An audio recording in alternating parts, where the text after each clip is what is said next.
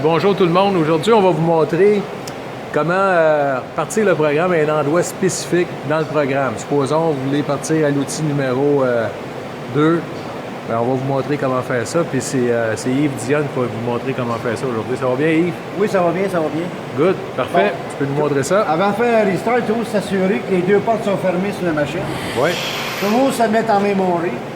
OK? À ce moment-là, présentement, on est en position. Position de la machine, c'est ce qui nous donne les plus grosses coordonnées temporaires. On s'en va dans programme. OK? Parfait. Les curseurs de gauche à droite, on a fait des petits tapes verts.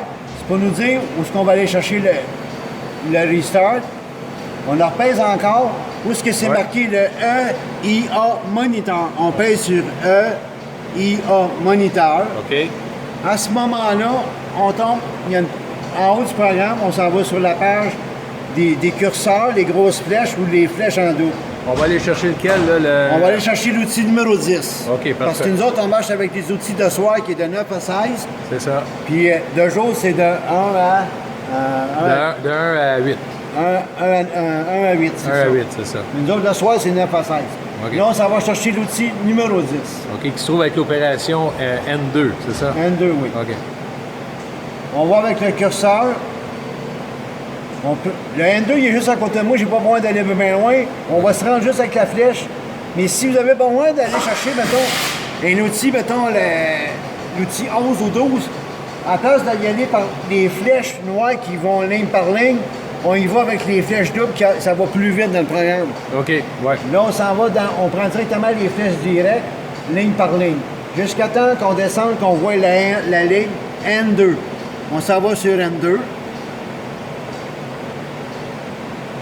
La flash sur N2, c'est marqué Restart 2. Non modal. On pèse sur non modal. Exposé rester à un moment qu'elle flash, là, mais aussitôt qu'on va peser sur le Restart non modal, elle va rester allumée. À ce moment-là, elle est allumée. Ouais. À ce moment-là, assurez-vous de tout être en single block. Le rapide, le plus bas possible, parce qu'on ne sait pas si vos longueurs d'outils sont bonnes. C'est ça. Pour vérification de longueur d'outils. Fait que là, ce qu'on va faire, on va dérouler le programme, on va faire descendre le programme. Jusqu'à Z2 pouces. Pas le programme, mais l'outil à 2 pouces au-dessus de dans chaque outil, il y a un Z2 pouces. On va s'arranger pour s'arranger jusqu'à au moment du programme, j'arrête à Z2 pouces pour vérifier ma longueur d'outil. Parfait. Là, aussitôt qu'il est allumé, vous avez fait votre restart non modal. Il est allumé. Il est dessus. Single start. Single block. Le rapide le plus bas possible. Puis là, on pèse sur single start. On pèse 2-3 fois.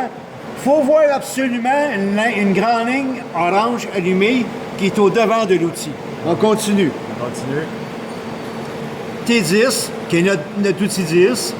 Il nous reste encore 2 lignes à faire. Exact.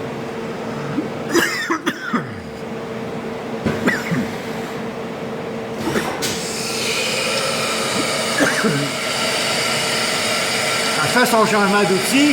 Là, on va chercher l'outil 10. L'outil numéro 10. Qui est un 1,5 d'une demi. Exact.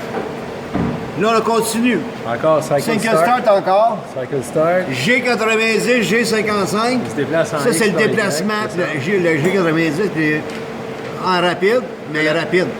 G43, on arrive au H10 Z2 pouces. On y va. Une shot encore.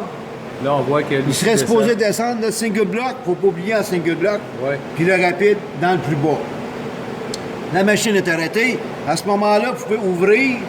Mais si votre surface a été machinée un petit peu avant, assurez-vous de mettre le bloc 1, 2, 3 sur votre surface machinée pour vérifier votre 2 pouces. Là, on va se mettre en manuel. En manuel. Tu vas te déplacer en X puis en Y. Je vais me déplacer seulement en Y. Je suis déjà dans le centre. C'est ça, tu es déjà dans le centre. J'ai juste à me déplacer en Y. On se déplace en Y. Au-dessus de la surface usinée. Oui, au-dessus de la surface usinée. Puis à ce moment-là, on met le bloc 1, 2, 3. Sans surface usinée. On vient passer un petit peu pour voir si... l'outil tombe absolument au-dessus du 2 pouces. Je tombe automatiquement au niveau du 2 pouces. Exactement. Fait que ça veut dire que l'outil... ça veut dire que l'offset, en voulant dire que la longueur d'outil, au moment que vous avez pris mon longueur d'outil qui est, mettons, 2 pouces ou 1 pouce 998 à chaque outil, Ça veut dire que, puis mon home, le fait que le work offset, le Z, j'avais choisi cet outil pour la surface que je suis venu prendre. J'ai été dans mon work offset, j'ai fait input, pour dire que c'est à partir de cette surface-là que tu travailles. C'est pour ça que là, je peux m'assurer à ce moment-là que si mon work n'aurait pas été bon, ma surface au moment où elle n'aurait pas été bonne, si j'aurais mal tangenté ma surface avec cet outil-là, c'est ça. J'aurais pas arrivé à 2 pouces. Exactement. Et là, on arrive à 2 pouces, donc ça veut dire que l'offset a été bien fait. Le work offset est bon, la longueur de l'outil est bonne, tout est bon. C'est bon. Bien, merci beaucoup, Yves. Ça me fait plaisir. À la prochaine. Ça peut aider quelqu'un. Merci.